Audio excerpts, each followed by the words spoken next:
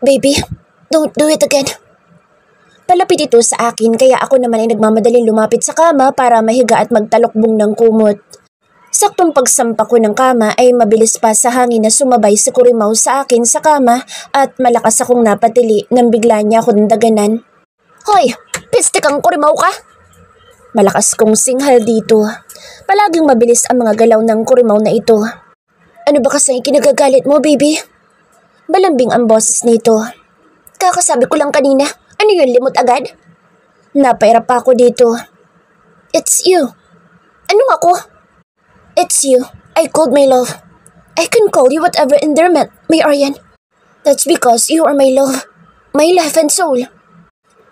Ito naman ay nakatitig lang sa aking mukha habang nagsasalita na para bang pinag-aaralan ang buong mukha ko.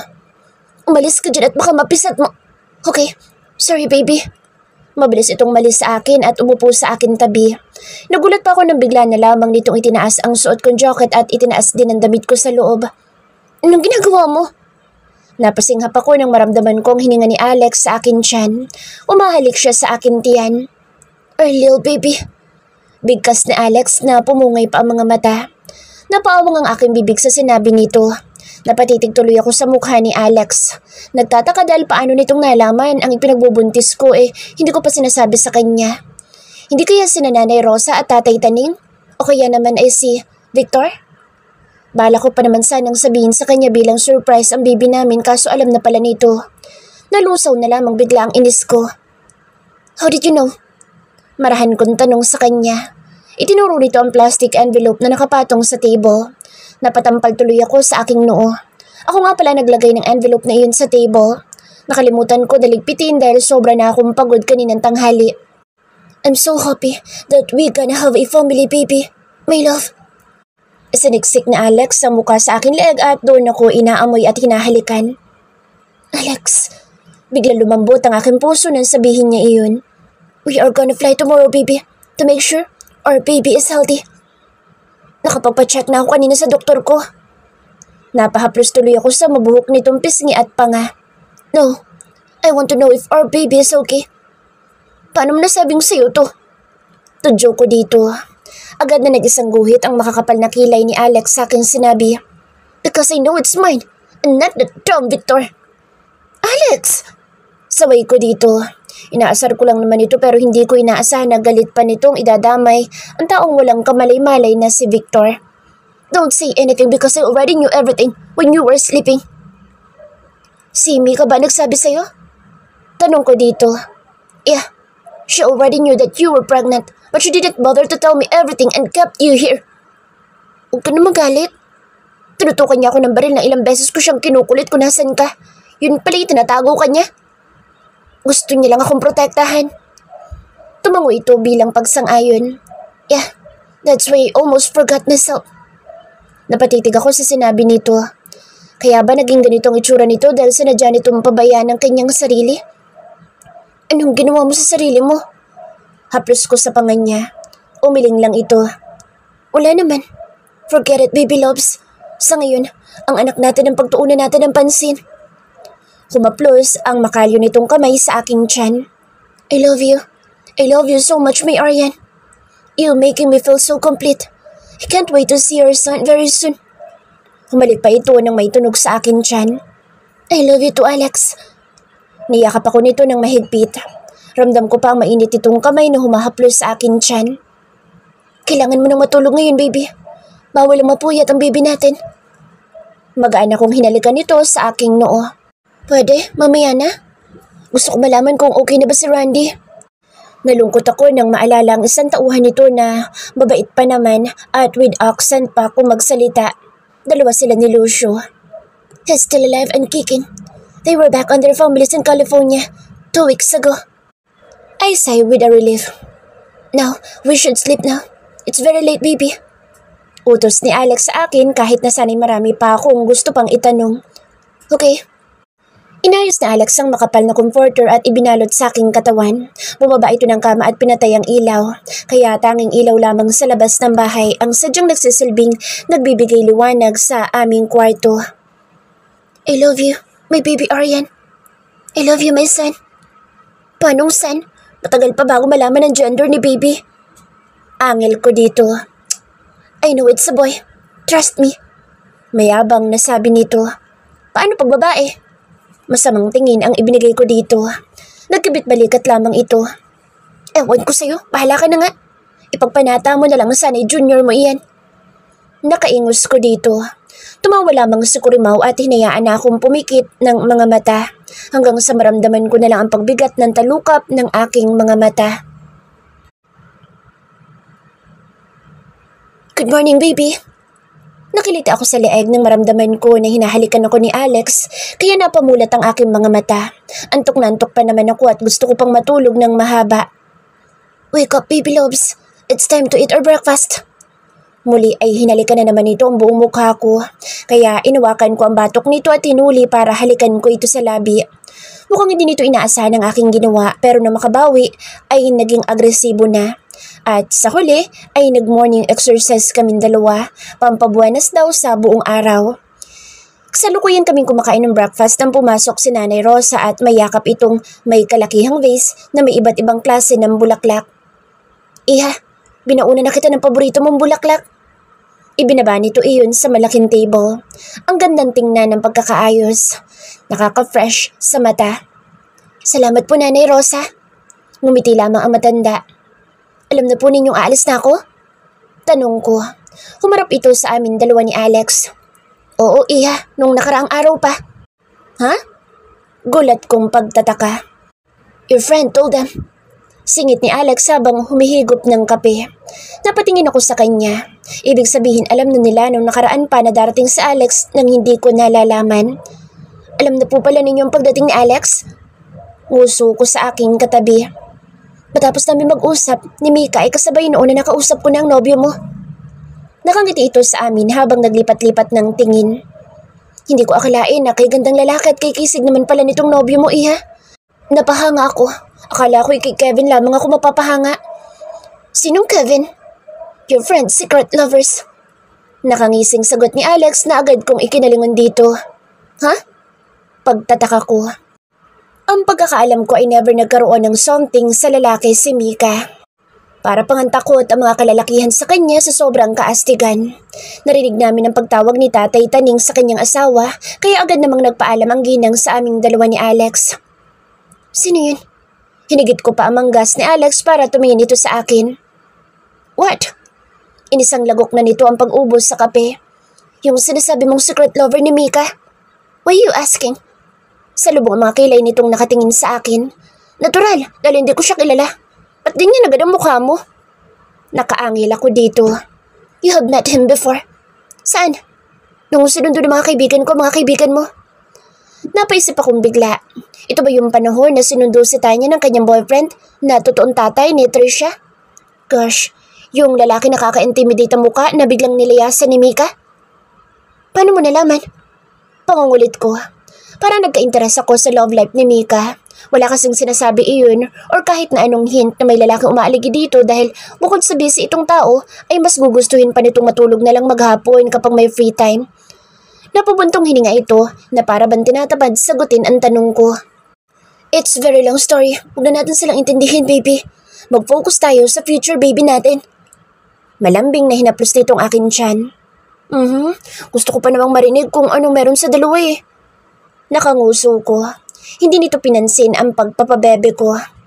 Baby, we should prepare now because we need to go back in Manila very soon. Agad-agad ba? Yes. Tumangon si Alex. Parang ayoko pa. Dito muna ako. Napalabi ako. But why? Umiling ako. Ayoko lang. Baby. Parang nagtataka ito sa akin. Basta, ayoko nang umuwi.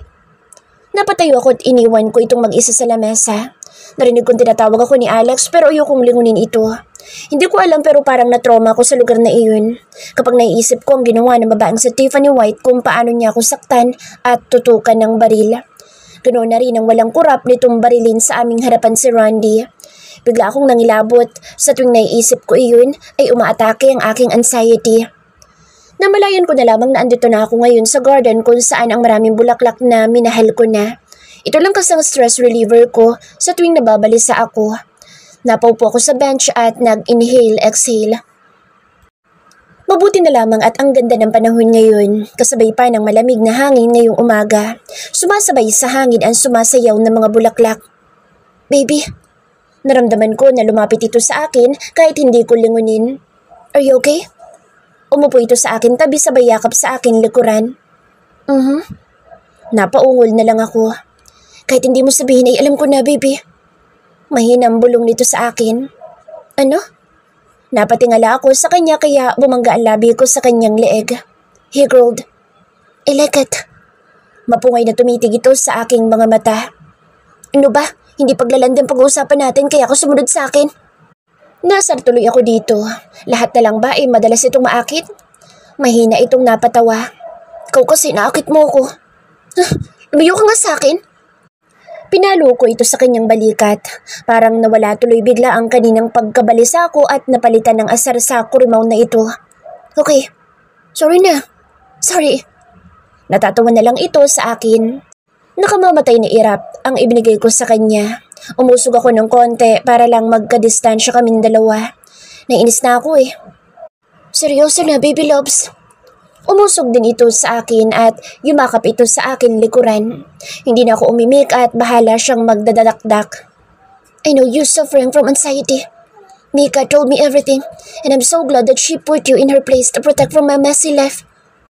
Malungkot ang boses ni Alex na agad ko ikinatingala dito. Kita ko ang sakit sa mga mata nito. Nagalit ako ng gusto dahil nadamay ka pa. Kung pwede lang ako na lang ang sumalo lahat ng sakit ng ginawa sa'yo ng babaeng iyon. Shit. I can't imagine that you've been hurt. Our baby inside your tummy. Oh God. Malakas na suminghap ito ng hangin at pinuno ng hangin ang baga. Napatingala ito na para bang pinipigilan na wag maluha sa aking harapan. Pero lumalabas naman ang mga ugat nito sa kanyang leeg at mga braso. Alex. Marahang tawag ko dito. Ramdam ko ang emosyon nito. Bumaba ang tingin nito sa akin at mapait na ngumiti. Don't worry baby. Bago pa ako pumunta dito ay nilinis ko na lahat ng kalat ko. Marahan na inilagay nito sa likod ng aking tenga ang buhok kong inilipad ng hangin. Yung fiancé mo? Damn that bitch. She was never my fiancé in the first place. Nasaan na siya ngayon? Ayoko magkita kami noon at baka kung ano na naman pananakot ang gawin niya sa akin. Nakaramdam muli ako ng takot. He gently kissed my head. It will never happen again, baby. Paano mo nasabi? Ang daming tauhan kaya nun. She's in hell now. What? Naguluhan ako sa kanyang sinabi. Huwag mo na siyang isipin pa, baby. Dahil hindi na iyon magpapakita sa'yo. Lalo na't nakalibing na siya. What? How? Why? Mulagat ko dito. Hindi ko makapaniwala sa sinasabi sa akin ngayon ni Alex. Nagkwento tuloy si Alex kahit na parang ayaw na nitong magsalita. Yun pala inamatay na si Tiffany White sa detention room nang makipag-agawan ng baril sa bantay nito. Hindi naman ito sinabi kung sino ang nakapatay sa babae. Habang ampugan naman itong ilegal ng pasugalan ay sinunog daw ng grupong Brats Vu. Habang ang magulang naman ito ay magkahiwalay ngayon dahil dinala niya sa rehabilitation ang kanyang mommy dahil sa pagkakalulong sa droga at alak. Habang ang stepfather naman ito ay ipinakulong niya ng tuluyan dahil sa kabila nitong mga utang at naaktuhan pang bumabatak. Nakaramdam ako ng pagkahabag sa buhay ni Alex. Kung ako nga ay maagang naulila sa magulang pero ipinaranas naman nila sa akin ang tunay na pagmamahal. Habang sa Alex naman ay may magulang nga pero magulo ang buhay. He was suffering too. Ramdam ko sa kanyang boses ang matinding sakit sa pagkawala ng nag-iisa nitong kapatid na babae dahil hanggang ngayon ay sinisisi pa rin nito ang sarili sa pagkamatay ng kapatid. I tightly hugged him. Gusto kong ipadama sa kanya na nandito ako para sa kanya. I love this man. I'm here for you, Alex. I love you so much. Isunubsob ko ang aking mukha sa kanyang dibdib. Rinig na rinig ko pa ang malakas na pintig ng kanyang puso. I love you more, my Aryan. I love you so much, baby. Ikaw na lang meron ako. And I can't imagine that you will leave me again. I will die if I can't find you again. It will never happen. I promise. I kissed his lips and he took the chance to grab my mouth and inside on it. Oh, I can love this man for the rest of my life. Our baby will have a loving father. Saksi ang sumasayaw ng mga bulaklak sa pagyakapan ng dalawang taong nagmamahalan. Sakay ng chopper ni Alex ay halos matanggal ang aking kaluluwa sa sobrang taas ng himpapawid. First time ko lang makasakay sa ganito. Kahit na nakasakay na ako sa airplane, ay ibang-iba ang pakiramdam ngayon. Hindi ako sanay sa mga matataas dahil may fear of heights ako. Mabuti na lamang at paminsan-minsan ay hinahawakan ni Alex ang aking nanginginig na kamay para kumalma. After 30 minutes ay bumaba ang chopper sa helipad ng isang mataas na gusali. Maingat na inalalayan ako ni Alex para bumaba. Hawak niya ako sa kanyang kamay habang nasa kaliwang kamay nito ang malaking traveling bag ko. Pagbaba namin ay nahagip ng mga mata ko ang babaeng kumakaway sa amin. Si Hana habang nakayakap sa kanyang bewang ang katabi nitong si Sian. Parang gusto kong maluha nang muli ko makita si Hana. Kaya binitawan ko ang kamay ko kay Alex at nagtatakbo para lumapit sa aking kaibigan. Ganun din ang ginawa nito at mahigpit na yakap ang aming ginawa. Ate Arian, kamusta ka na? Sobrang nag-alala kami sa'yo. Maluha-luha si Hana nang bitawan ako nito sa pagkakayakap. Sorry, pero ayos lang ako. Nakangiti ko sagot na naluluha rin. Sobrang namiss ka namin. Namiss ko rin kayo. Hindi na kami mapaghiwalay na dalawa ni Hana at nauna kami naglakad habang ang dalawang lalaki ay nakasunod sa aming likuran na hindi na namin pinansing dalawa. Naglalakad kami at hindi ko na inalam kung saan kami tutungo basta nakayakap ako sa braso ni Hana habang nagkukwentuhan. Napatingala ako dahil may penthouse pala dito sa tuktok ng building na hindi ko agad napansin kanina. Maganda at mukhang pinaggastusan talaga. Pumasok kami sa loob at namangha ako dahil sa napaka-modern ng style na black and gray ang kulay at puro glass wall na natatakpan lang ng itim na kurtina at kitang-kita ang buong city sa labas. Sa malaki at mahabang table kami lumapit na may maraming pagkain. Eksakto pala ang pagdating namin dahil nakakagutom na rin ngayong tanghalian. Hindi pa sana kami tapos magkwentuhan sa buhay-buhay namin nang magsalita si Sian at pinaghiwalay kami. Nakasimangot na sumunod na lamang si Hana sa kanyang boyfriend. Pinipigil kong wag matawa dahil parang pinagalitan ng tatay itong si Hana. Kahit malayo ang agwat ng edad ng dalawang ito ay bagay naman sila. Ang swerte na rin ni Sian dahil ang bata-bata pa ni Hana. Magkatabi kami ni Alex ngayon at asikasong-asikaso ako nito. Panay pa ang haplos sa akin tiyan kapag may pagkakataon. Magana kaming kumakaing apat. Ang dalawang lalaki ang nagsasalita. Hindi namin maintindihan ni Hana dahil ibang lengguwahe ang ginagamit.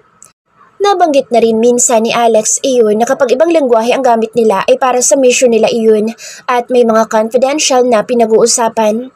Ako naman ay sobrang magana sa pagkain. Sarap na sarap ako sa malaking crabs na ipinaghimay pa sa akin ni Alex. Matapos naming kumain ay nagpahinga kami saglit sa sala. Naiwan kami dalawa ni Hana kaya muli ay nagkwentuhan kami. Kanina ko pa napapansin ate. Panay ang haplos ng kamay ni Alex sa tiyan mo. Are you pregnant? Nasa tiyan ko ang mata ni Hana. Napangiti ako. Nakasuot kasi ako ng Sunday dress at hindi halata masyadong akin tiyan. Medyo nagkakalaman nga rin ako. Nadagdagan ng 3 kilo ako sa 47 na pangkaraniwan kong timbang ay naging 50 na. Sakto lang naman kasi ang height kong 5 flat sa timbang ko. Bahagi akong tumango. Malakas na napasinghap si Hana at nanlaki ang mga mata. Maya-maya ay bigla itong tumili. Oh God! Congratulations, Ate Arian! Masayang masaya ako nitong niyakap. Ako naman ay halos maalog sa yakap ng aking kaibigan. Parehas kayo ni Ate Tanya. Tanya's pregnant too? Gulat kong tanong. Tumango ito. Yes, ate. Mag 4 months na ang baby niya. Sa'yo ba? 3 months pa lang sa akin. Napahaplos ako sa akin tiyan. And we will have to attend to their wedding this coming Sunday. Malakas ako napasinghap. What? Ikakasal na sila? Yes, ate. It's a surprise wedding to Ate Tanya. What do you mean? Pagtataka ko. Ikakasal si Ate Tanya nang hindi niya alam. Si Justin ay siguristang tao. Takot na mawala sa kanya mag-iina niya. Napatawa pa ito. Dapat lang. Dahil sa kanya kaya nagkaroon ako ng isang Trisha. Haba? At nakadalawa agad sila. Nandito kami ngayon, nagpapahinga sa isang VIP room sa hotel na pagmamayari ni Sian. Nalaman ko kay Hana na dito pala na malagi si Alex simula nang umalis ako. Para daw itong buhay na zombie dahil ginawan tubig ang alak at mahilig magwala at magbasag. Lalo na at nahilig itong tumambay sa resto bar ni Sian. Galit na galit kong kinumpronta si Alex sa akin niyang pinaggagawa. Malungkot lang ang mukha nito na para bang maamunto pa habang pinapagalitan ko. Nilambing-lambing lang ako kaya nagkaayos kami pero naiinis pa rin ako dahil pinabayaan nito ang kanyang sarili. Pero alam ko naman din sa sarili kung may kasalanan din ako sa pag-iwan dito. Baby loves, are you comfortable here? Malambing na hinaplos ni Alex ang akin tiyan habang magkatabi kaming nakahiga ngayon sa malaking kama na kasya ata ang 10 tao. Marahan akong tumango dito. Oo naman. Dito na lang ba tayo at hindi na babalik sa bahay? Tanong ko rito. Nope. Nakalimutan ko sabihin sa iyo na hindi na tayo babalik sa bahay niyo. At kahit sa bahay ko, ibinenta ko na sa mas murang halaga ang bahay ko. And maybe, Mika has sold the house because no one will live there anymore. Ano sabi mo? Gulat kong tanong dito. Napabangon tuloy ako dahil sa kabiglaan. Hindi ako makapaniwala kung ibebenta na lang agad ni Mika ang bahay nito ng ganun lang. Ang tagal din naming nanirahan sa bahay at marami na rin kami memories doon. Alex shrugged his shoulders and bite his lower lips. Ask your friend. Simpleng sagot nito. Napatitig na lamang ako kay Alex. Pilit pinapasok sa aking utak ang sinabi nito. Nakakapanghinayang naman kasi kung totoo nga. Di bale, tatanungin ko yun sa aking kaibigan. Kahit kay Hana. Alam ko matinding trauma ang nangyari sa akin doon pero kung dahil lang sa nangyari kaya ibebenta na lang ni Mika ang bahay nito ay parang nakakakonsensya. Mahigit 3 taon ako nanirahan ng libre doon. Kahit hindi ako kaano-ano ni Mika ay pinagkatiwalaan niya ako. Ang daming tulong na ang ibinigay nito sa akin lalo na sa pagpapatira nito sa akin sa rest house sa Pangasinan. Baby, kung ano man yung iniisip mo ay huwag ka na mag-worry, okay? Your friends loves you and I love you more. Dapat palagi tayong happy dahil bawal kang malungkot at magalit. Malakas na kamay ang humila sa akin pabagsak sa katawan ni Alex. Wala na ako nagawa na bigla na lamang kaming nag-iba ng posisyon. Nasa ibabaw ko na agad ang lalaking ito. Sobrang bilis na mga galaw na parang magnanakaw. Wala na ako nagawa kundi ang umuhol na lamang sa sarap na hatid nito sa akin. Nakadalawang rounds patuloy kami. Walang hiyang kurimaw ito. Pinagod muna ako ng matindi. Ang bilis ko tuloy ginupo ng antok sa sobrang pagod. Umaga ngayon at nagpahatid na lamang ng pagkain sa Alex sa staff ng hotel para sa aming breakfast. Napaka-thoughtful talaga ng mahal kong si Alex. Palagi na lang niya akong inuuna sa lahat ng bagay. Sana, huwag kang magbago. Nakatitig ako kay Alex habang naghihiwa ito ng mansanas. Ang sarap niyang titigan ngayon. Para bang ang gwapo-gwapo niya sa aking paningin. Napahinto sa ginagawa sa Alex at napaangat ang paningin sa akin. Mukhang nagtataka mukha nito pero ngumiti naman dahil kita pa ang ngipin nitong pantay-pantay at maputi. Why baby? Sa tingin mo ay magbabago pa ako? I will treat you like a queen for the rest of my life, baby loves. Hanggat maaari ay palagi kitang aalagaan at hindi ko kaya ang masaktan ka. You are my life, my breath, my soul. Tuluyan itong binitawan ng kutsilyo at apple. Lumapit ito sa akin at agad na niyakap ako nito at tinalikan sa noo. I love you, Alex. Parang hindi ko deserve ang pagmamahal mo sa akin. Masyado ka pang gwapo at hot. Tapos, super labo pa ako. Hindi ka ba nalugi? Hinaplos ko ang panga nitong malinis na dahil nakapag-shave na rin. Oh God, why are you saying those things, baby? Of course, you deserve me. And I'm the one who's very thankful in heaven for having you for me. You're my dream girl, my Aryan. And I can't count the number how much I love you more than myself. Thank you, Alex. Oh, and I am very thankful because you are mine, baby. My Aryan. Mapusok na hinalikan ako ni Alex. Bago pa kami mauwi sa mainit na tagpo ay bigla na lamang na nag-ring ang telepono sa aming silid. Ayaw pa sanang sagutin ni Alex pero pinilit ko ito. Narinig ko pang naninira daw ng moment ang kung sino man tumatawag. Natawa na lamang ako sa sambakol na mukha ni Alex. Who's this? Seryoso ang boss ni Alex. Kung kanina super lambing ng boss nito, ngayon naman ay para bang may kagalit na tao. What? Okay. No, not really. Okay, we will go upstairs. Ibinaba ni Alex ang telepono at lumapit sa akin. Sino yun? Your friend, Hana. Bakit daw? She wants you to come upstairs. She wants to show you something. I don't know. Kibit balikat ito. Okay. Tara na. Tumayo na ako at niligpit ang aming pinagkainan. No, hurry baby. Ako na bahala dito. Maupo ka lang dyan at sabay na tayong aakyat. Okay. Tanging sagot ko na lamang. Hindi na tuloy namin nakain ang apple na hinihiwa ni Alex.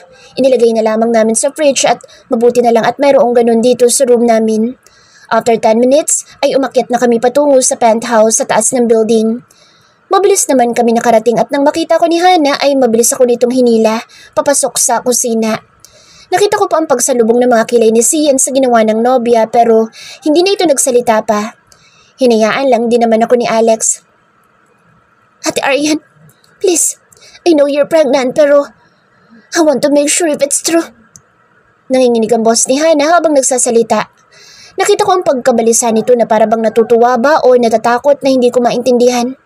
Oh, bakit? Anong meron? Pagtataka ko. Nanginginig na may dinukot si Hana sa kanyang bulsa na kulay puti. Agad ako napanganga nang mapagtanto ko kung ano ang hawak ng aking kaibigan ngayon. May 2 guhit sa pregnancy test na hawak nito. You're pregnant, Hana! Hindi ako makapaniwala para sa aking kaibigan. Hindi ito nakakilos kaya niyakap ko na ng mahigpit. Tulad ni Hana, ang nararamdaman ko nung una kong nalaman na may kakaiba sa aking pakiramdam. I'm so happy for you. Ilang buwan na yan? Hinaplos ko ang pisngin nitong may luha na. Umiling ito. Hindi ko pa alam, ate. Oh, it's okay. Magpa-check up ka sa OB-GYN para malaman mo ang kalagayan ng baby mo. Huwag ka matakot dahil kasama mo boyfriend mo. Hinaplos ko ang likod ni Hana dahil mukhang tulala pa rin ito. Ate, natatakot ako. May bakas na pangamba ang boses ni Hana. Why? Pagtataka ko. Baka mapagalitan ako ng mga tiyahin ko. Hindi ba nila alam na may boyfriend ka? Dapat alam nila. I will tell them.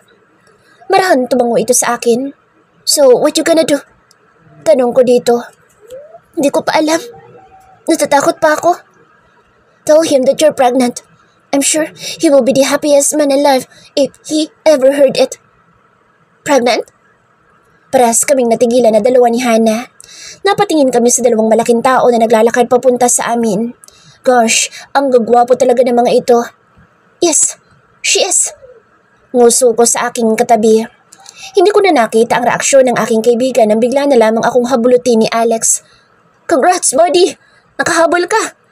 Anyway, we need to exit because we need to go somewhere. Bye!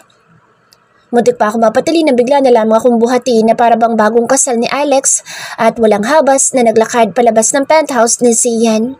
Hindi ko na nakuha magpaalam sa aking kaibigan. Siguro, tama nga sila na lang dalawa mag-usap para alam nilang magpapacheck up na sa doktor si Hana. It's a beautiful Sunday. Ngayong araw kami pupunta sa venue ng kasal ng aming kaibigan na si Tanya. Kahapon pa lang ay excited na kaming dalawa ni Hana na bumili ng aming dress.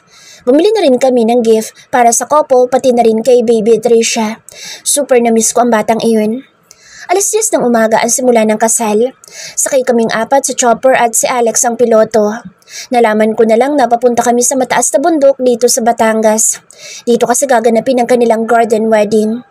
Nang makababa ay napahanga ako sa ganda ng lugar. Marami na rin mga bisita ang dumarating. Naka-ready na ang ilang staff at organizer. May isang malaking pintuan na kahoy at doon kami pumasok.